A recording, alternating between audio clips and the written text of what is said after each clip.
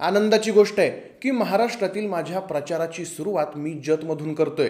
लोकांसाठी हा मतदारसंघ शेवटचा मतदारसंघ असेल, पण माझ्यासाठी हा महाराष्ट्रातील पहिला मतदारसंघ आहे। कारण हा मतदारसंघ भौगोलिकदृष्ट्या महाराष्ट्राचं प्रवेशद्वार तर आहेच, पण माझा गोपीचंद या ठिकाणी लढतोय। मी सभेसाठी 1 नंबर या मतदारसंघाला दिलाय, पण तुमचा आशीर्वाद गोपीचंदला मिळाला तर पुढच्या 5 वर्षात महाराष्ट्रात पहिल्या क्रमांकाचा मतदारसंघही जत करून दाखवीन, हा विश्वास तुम्हाला देण्याकरता मी या ठिकाणी आलोय।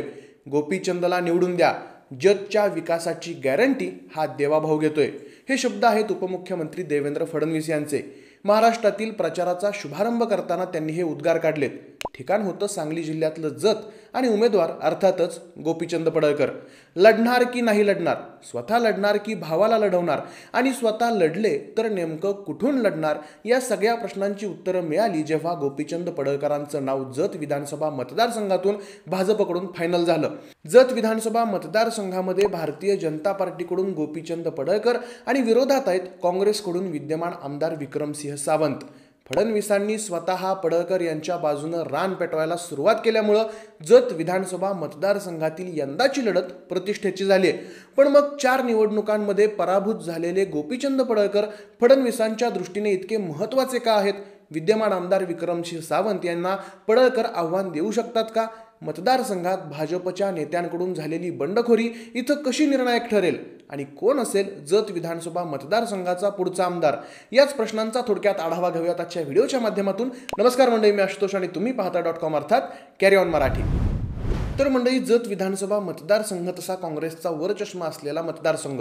2004 साली सुरेश खाडे यांनी या मतदारसंघात भाजपची पायाभरणी केली। मग 2009 आणि 2014ला इथून अनुक्रमे भाजपच्या प्रकाश शेंडगे आणि विलासराव जगताप यांनी विधानसभा निवडणुकीत विजय मिळवला। 2019ला पुन्हा एकदा काँग्रेस नेते विक्रमसिंह सावंत यांच्या रूपानं हा मतदारसंघ काँग्रेसच्या ताब्यात गेला। या निवडणुकीत सावंतांनी 87,184 तर विलासराव जगतापांनी 52,510 मतं मिळवली। तब्बल 34,674 मतांनी सावंत विजयी झाले। काँग्रेसकडून यंदा सुद्धा तेच निवडणुकीच्या रिंगणात असणार असं चित्र होतं। भाजपाकडून गोपीचंद पडळकर तयारी करत होते, पण पडळकर मूळचे जतचे नसल्यामुळं स्थानिकांकडून त्यांच्या नावाला विरोध होत होता। पडळकरांना उमेदवारी मिळण्याची चिन्ह दिसताच माजी आमदार विलासराव जगताप यांनी देवेंद्र फडणवीसांची भेट घेत जर असं झालं तर स्वतः आणि इतर कोणाच्या तरी रूपातून भाजपमधून इथं बंडखोरी अटळ आहे असे संकेत दिले होते। पण शेवटी फडणवीसांनी आपला मोहरा जतमधून उभा केला। त्यामुळे जगतापांनी जत तालुक्यातील कार्यकर्त्यांची बैठक घेत त्यात चर्चा करण्यात आली। त्या चर्चेमधून मग तरुण भाजपा नेते तम्मनगौडा रवी पाटील यांनी जगतापांच्या नेतृत्वाखाली बंडखोरी करत अर्ज भरला।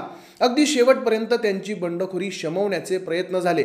अगदी चंद्रकांत पाटील, देवेंद्र फडणवीस यांनी सुद्धा मनधरणी करण्याचे प्रयत्न केले, परंतु तम्मनगौडा रवी पाटील यांची बंडखोरी अटळ राहिली। त्यामुळेच मतदारसंघात भूमिपुत्र विरुद्ध उपरा असा प्रचार आता सुरू झालाय। बंडखोरी शमत नाही म्हटल्यावर देवेंद्र फडणवीस स्वतः इथून प्रचाराचा नारळ फोडायला उपस्थित राहिले। त्यांनी पडळकरांच्या बाजूने रान तापवले। पण पडळकरांचा इतिहास पाहता पडळकरांनी आतापर्यंत 4 निवडणुका लढवल्या।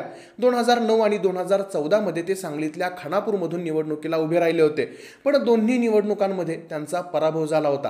पुढे 2019च्या निवडणुकीत त्यांनी भारतीय जनता पार्टीतर्फे निवडणूक लढवत अजित पवारांच्या विरोधात बारामतीतून निवडणूक लढवली।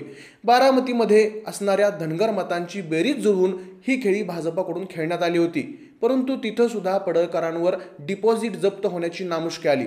2019च्या लोकसभा निवडणुकीत सुद्धा पडळकर वंचितकडून सांगलीमधून उभे राहिले होते, तिथंही त्यांना पराभवाचा सामना पत्करावा लागला।